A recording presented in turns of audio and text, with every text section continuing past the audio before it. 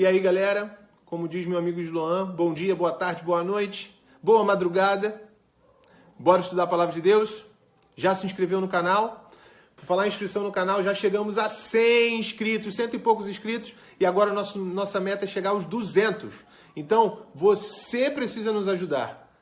Gente, a gente quer divulgar, a gente quer formar uma rede de estudo da Palavra de Deus, o estudo da lição. Então, cabe a você chamar mais um. Se você chamar, somos 100. Se eu chamar mais um, se você chamar mais um, se o nosso outro irmão chamar mais um, já vamos chegar a 200 em uma semana. Então, nossa meta é chegar aos 200 e você pode ajudar. Se inscreve no canal, ative as notificações, dá um joinha e compartilha os nossos vídeos, tá ok? Compartilha no Facebook, compartilha nos grupos do WhatsApp, compartilha no Instagram, compartilha em qualquer rede social, não importa, mas compartilha, tá ok? Bom, bora estudar? Bora estudar a lição? Vamos nessa.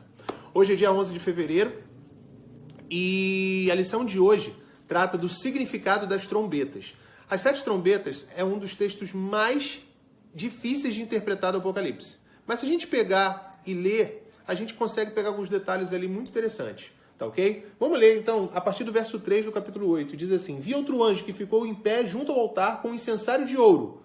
E foi-lhe dado muito incenso para oferecê-lo com as orações de todos os santos sobre o altar de ouro que se acha diante do trono. E da mão do anjo subiu a presença de Deus, a fumaça do incenso com as orações dos santos. E o anjo tomou o incensário, encheu-o do fogo do altar. Que altar é esse aqui? Não é o altar de ouro. Encheu do fogo do altar. Ele faz diferenciação. As orações são oferecidas no altar de ouro do incenso, mas ele pega fogo do altar. Que altar? O altar de bronze. Do fogo do sacrifício. Isso vai nos ligar, isso faz uma conexão com Apocalipse 6, quando fala do 5º selo. Lembra lá? Vamos voltar lá no 5º selo? Capítulo 6, versos 9. Quando ele abriu o 5º selo, vi debaixo do altar. É o mesmo altar que fala aqui no verso 4 do Apocalipse 8. As almas daqueles que tinham sido mortos por causa da palavra de Deus e por causa do testemunho que sustentavam, clamaram em grande voz, dizendo, quando a gente clama a Deus, a gente está fazendo o quê? A gente está em oração. Clamaram em grande voz, dizendo, até quando, ó soberano Senhor, santo e verdadeiro, não julgas nem vingas o nosso sangue dos que habitam sobre a terra? Então a cada um deles foi dada uma vestidura branca, e lhes disseram que repousasse ainda por pouco tempo.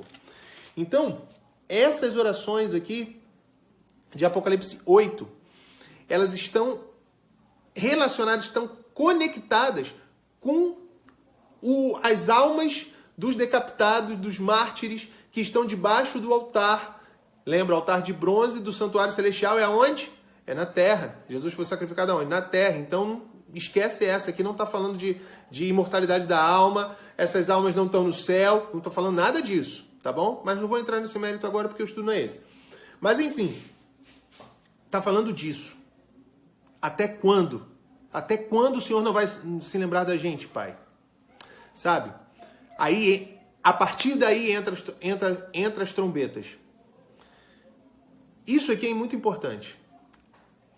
O que eram as trombetas para o povo de Israel? O texto-chave para a gente entender é Números capítulo 10, versos 8 e 9. Abra sua Bíblia aí, Números 10, 8 e 9. Diz assim: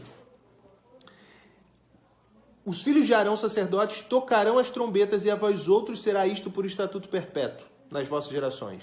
Quando na vossa terra sairdes a pelejar contra os opressores que vos apertam, no tempo do fim teremos opressores que nos apertarão. Lembrem disso.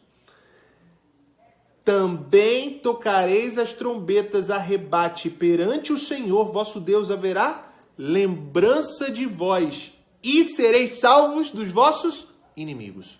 Então as trombetas eram para que Deus pudesse se lembrar do seu povo. As trombetas têm a ver com a intervenção divina na história para resgatar o seu povo.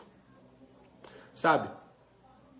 O texto mostra que no final o sacerdote pegava o incensário e jogava a terra. Ontem o Augusto falou um pouco sobre isso. Você deve ter visto ali, ele falou sobre as tradições judaicas que diziam que no templo de João, no tempo de Jesus, o sacerdote pegava um incensário e jogava na terra, e 7 sacerdotes tocavam quantas trombetas? 7 trombetas, para indicar o fim do serviço diário.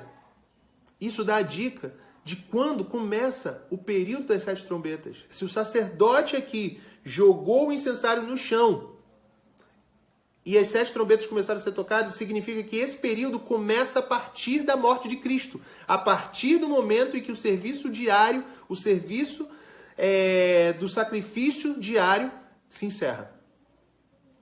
Sabe? E aí começa o período da intervenção divina na história. Deus respondendo às orações dos santos de Apocalipse 6, do 5º selo. Até quando, Senhor? O Senhor não vai nos vingar, sabe? Deus aqui começa a sua vingança. E as trombetas são a intervenção divina contra aqueles que perseguiram o povo de Deus ao longo da história. As 2 primeiras trombetas referem-se àqueles que sacrificaram Jesus. O primeiro período contra Jerusalém, a primeira trombeta contra os judeus, a segunda trombeta contra os romanos. A terceira e quarta refere-se à apostasia dentro da igreja cristã. A quinta e a sexta refere-se sobre o período da reforma e pós-reforma, quando várias forças religiosas ali batalharam entre si também. Mas há uma grande diferença entre as 7 trombetas e as 7 pragas que a gente vai ver também mais na frente, que é a punição de Deus, o juízo de Deus. As 7 trombetas refere-se ao juízo de Deus sobre aqueles que perseguiram o povo de Deus, mas ainda há mistura de misericórdia. É punitiva sim, mas misturada com a misericórdia divina, para chamar as pessoas para o retorno à mensagem do Evangelho, chamar você e eu para a salvação, para os pés de Jesus. Não quer você se colocar aos pés de Jesus hoje? Não quer você se entregar a Jesus hoje? Toque a sua trombeta.